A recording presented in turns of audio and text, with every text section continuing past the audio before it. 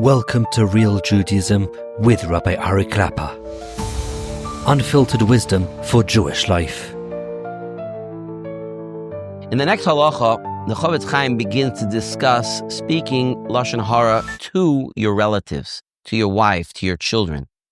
What's the purpose of speaking lashon hara? Obviously, that should be usher as well. But in many situations, a person needs to warn their wife or their child or somebody else in their family about a potential problem with another person.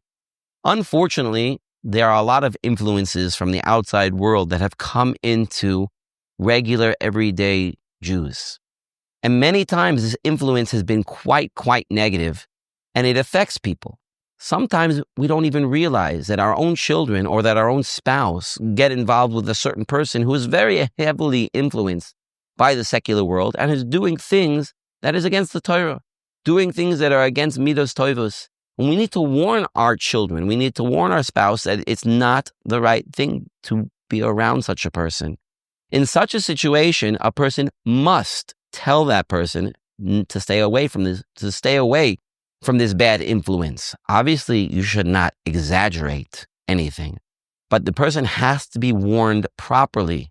That doesn't also mean that you should necessarily 100% believe it, but you certainly would be allowed to tell it lito elis in order to prevent your friend, spouse, child from falling into a bad crowd or being influenced in a negative way that is against the Torah. Certainly in such a situation, you must be extremely sensitive, like I said before, not to exaggerate, and only to warn the person so that they will keep away and not to go beyond that. But certainly in such a situation, it would be mutter and even advisable to tell your friend, family member to keep away from such a person.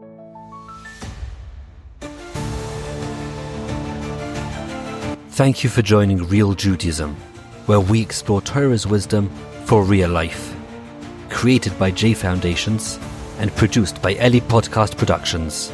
Find more episodes at realjudaism.org and subscribe wherever you listen to podcasts.